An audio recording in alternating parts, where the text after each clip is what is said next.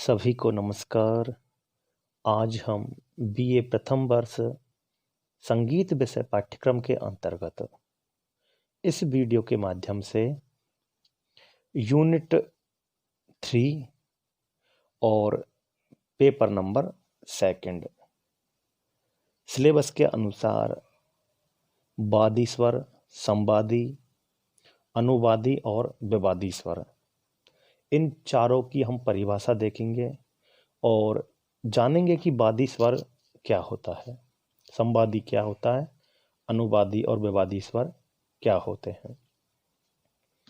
सबसे पहले हम जानते हैं वादी स्वर क्या होता है। तो राग में प्रयोग किए जाने वाले स्वरों की 3 श्रेणियां मानी गई हैं। राग में, किसी भी राग में प्रयोग किए जाने वाले स्वरों की 3 श्रेणियां मानी गई हैं। कौन कौन सी? वादी, संवादी और अनुवादी। राग का सबसे महत्वपूर्ण जो स्वर होता है वह वादी स्वर कहलाता है। अब महत्वपूर्ण स्वर कैसे?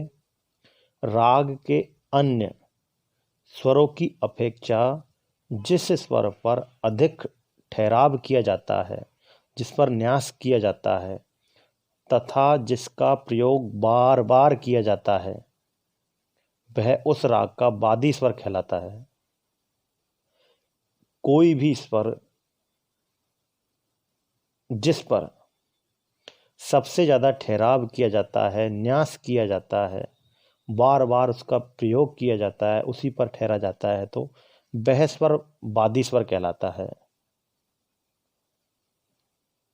वादी स्वर को राग रूपी राज्य का, वादी स्वर को राग रूपी राज्य का राजा कहा गया है और वादी स्वर को ही हमारे विद्वानों ने अंश स्वर, जीव स्वर अथवा प्रधान स्वर की भी उपमा दी है। इनके नाम से भी इसको हम पहचानते हैं।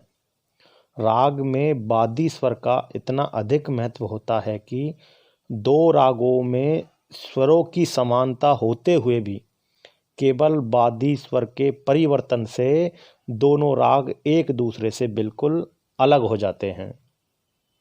मान लीजिए कि दोनों रागों में स्वर समुदाय समान हैं, लेकिन उनके अगर वादी संवादी अलग हैं तो राग का स्वरूप बदल जाता है, राग की गायकी बदल जाती है, राग का व्यवहार स्वभाव बदल जाता है, उसकी प्रकृति बदल जाती है। कैसे बदल जाती है? हम उदाहरण के लिए देखते हैं राग भूपाली और राग देशकार। दोनों रागों में सा, रे, ग, प, ध इन स्वरों का प्रयोग किया जाता है, किंतु वादी संवादी के परिवर्तन से दोनों राग एक दूसरे से बिल्कुल अलग हो जाते हैं। कैसे?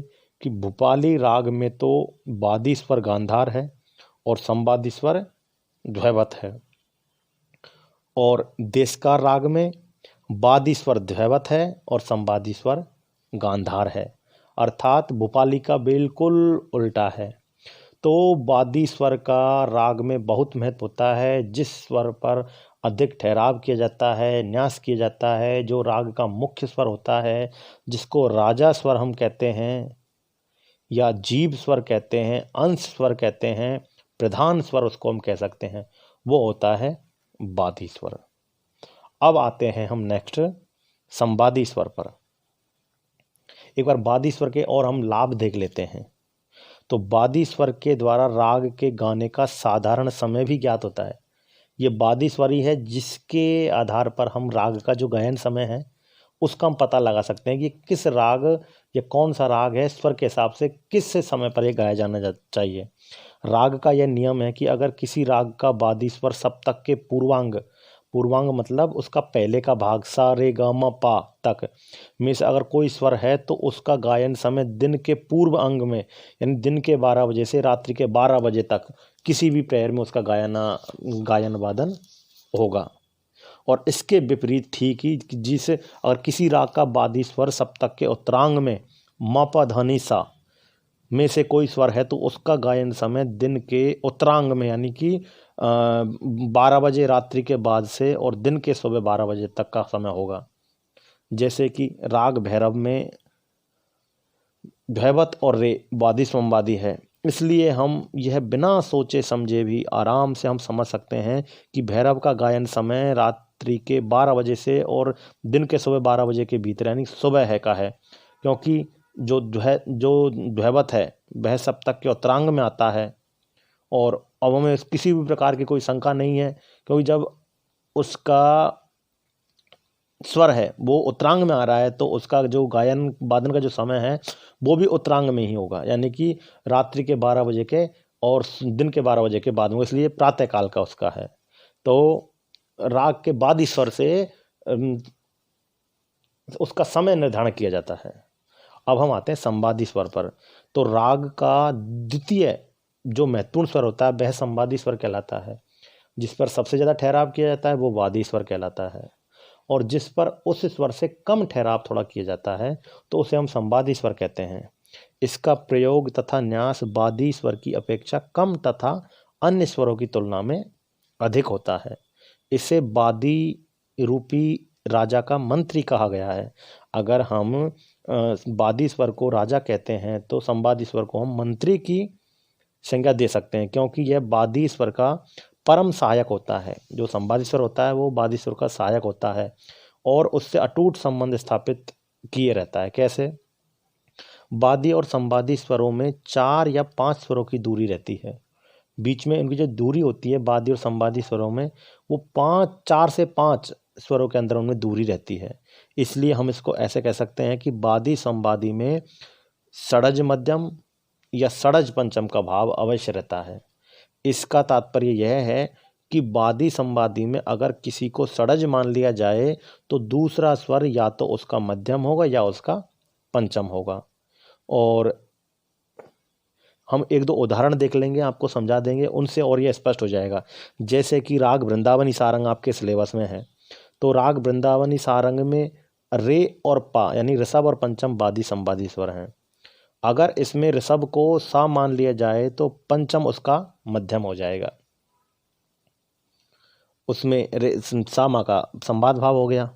सप्तक में सा मा रे पा ग धा म नी और प सा स्वरों के बीच षडज मध्यम भाव तथा सापा रेधा ग नी और म सा आदि स्वरों में षडज पंचम का भाव रहता है। तो वादी स्वर को तो हम राजा की संज्ञा दे सकते हैं और संवादी स्वर को मंत्री की संज्ञा दे सकते हैं, और मंत्री राजा का सहायक होता है। ठीक उसी प्रकार से संवादी स्वर भी वादी स्वर का सहायक स्वर उसको माना गया है। अब आते हैं हम अनुवादी स्वर पर। तो वादी संवादी स्वर के अतिरिक्त राग में प्रयोग किए जाने वाले अन्य स्वर अनुवादी स्वर कहलाते हैं। वादी स्वर और संवादी स्वर के अतिरिक्त और जो स्वर समुदाय प्रयोग में लिए जाते हैं उनको हम अनुवादी स्वर कहते हैं। कैसे? जैसे कि भैरवी राग में मध्यम और षडज के अतिरिक्त जो वादी संवादी है, राग के शेष स्वर अनुवादी स्वर कहलाएंगे। यानी कि जिस राग का वादी और संवादी स्वर हमने निर्धारित कर दिया है उसके बाद में जितने भी हमारे उस राग के स्वर हैं वो सारे स्वर उस राग के अनुवादी स्वर हम उनको कहते हैं।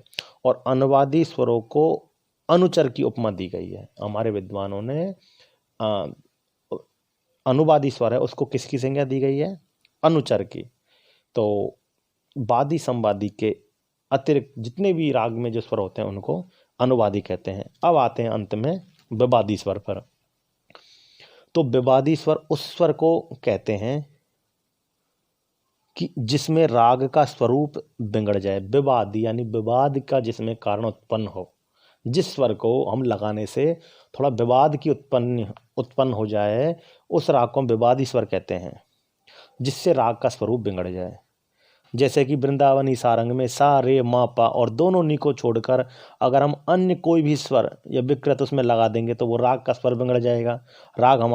राग के स्वर उस राग में नहीं आएगा। जैसे एक राग का विवादी स्वर दूसरे राग का वादी संवादी अथवा अनुवादी हो सकता है। राग वृंदावनी सारंग के लिए कोमल दैवत विवादी स्वर है राग वृंदावनी सारंग में कोमल दैवत लगा देंगे तो विवादी स्वर हो जाएगा, क्योंकि उसमें वो राग में है ही नहीं, वो लगता ही नहीं है कोमल दैवत। किंतु यही स्वर राग भैरव में अगर और राग मियाँ की तोड़ी में हम लगा देंगे तो उनका वादी हो जाएगा। तो विवादी स्वर को राग का शत्रु कहा गया है। विवादी स्वर को राग का शत्रु कहा गया है। विवादी स्वर को राग का शत्रु कहा गया। कभी कभी राग की सुंदरता बढ़ाने के लिए विवादी स्वर का क्षणिक प्रयोग भी कर लिया जाता है। ऐसा करते समय बड़ी सावधानी की आवश्यकता होती है, अन्यथा राग के बिगड़ने की आशंका रहती है। विवादी स्वर के प्रयोग करते समय मुख्यतः दो जो महत्वपूर्ण बातें हैं उनका ध्यान रखना चाहिए। कौन कौन सी बात? पहली बात है मधुरता। विवादी स्वर का प्रयोग उस समय करना चाहिए जबकि राग की रंजकता बढ़े। अगर किसी स्वर को समुदाय को लगाने से अगर उस राग में मधुरता बढ़ रही है तो उसका हम प्रयोग कर सकते हैं, लेकिन कब? केवल प्रयोग के लिए प्रयोग न करना चाहिए, अथवा राग हानि, अगर उसका प्रयोग कर लेंगे पूरा तो उसमें राग हानि होगी। जैसे बिहाग में तीव्र मध्यम, छायानट, कामोद, हमीर तथा केदार रागों में कोमल निषाद विवादी स्वर हैं। विवादी स्वर को प्रयोग करने से राग हानि होती है? नहीं होती, बल्कि राग विवादी स्वर के प्रयोग उनसे राग हानि होती है, परंतु उसके गलत प्रयोग से उसका राग हानि होगी। और उसका हम उसको बहुत हल्के से अल्प रूप में अगर मधुरता बढ़ाने के लिए प्रयोग करेंगे तो राग हानि नहीं होगी। इसलिए और अल्प प्रयोग, विवादी स्वर का जो प्रयोग होना चाहिए वो बहुत ही अल्प प्रयोग होना चाहिए। ऐसा न करने से विवादी स्वर अनुवादी स्वर बन जाएगा। अगर हम किसी विवादी स्वर को बहुत हल्का सा महसूस करके आते हैं तो वह विवादी स्वर अनुवादी स्वर में आ जाएगा, बहुत अल्प उसका प्रयोग करते हों। और नहीं तो वैसे इसको राग का शत्रु माना गया है। इसलिए विवादी स्वर राग को गाते समय राग के नियमों को ध्यान में रखते हुए वादी स्वर, संवादी स्वर और अनुवादी स्वर, ये जो स्वर हैं इनका तो प्रयोग हम करते ही हैं। विवादी स्वर का तो प्रयोग केवल राग की रंजकता के लिए, वो भी अल्प प्रयोग हम करते हैं। तो इस प्रकार से इस वीडियो के माध्यम से हमने जाना है कि एक राग में सबसे महत्वपूर्ण जो स्वर होता है उसको वादी स्वर कहते हैं, उससे और कम महत्व का जो स्वर होता है उसे अनुवादी संवादी स्वर कहते हैं, और उनके जो अनुचर स्वर होते हैं उनको हम अनुवादी स्वर कहते हैं। तो सभी बच्चे इन चारों स्वरों की, वादी स्वर, संवादी स्वर, विवादी स्वर और अनुवादी स्वर, इनकी परिभाषा लिख लेंगे कि ये स्वर क्या हैं, किस प्रकार से इनसे क्या क्या राग में इनका महत्व है। सभी बच्चे ध्यान से नोटबुक में लिखेंगे और जब एग्जाम में आपसे पूछा जाएगा तो सभी बच्चे अच्छे से लिखेंगे। आज के लिए इतना ही, धन्यवाद।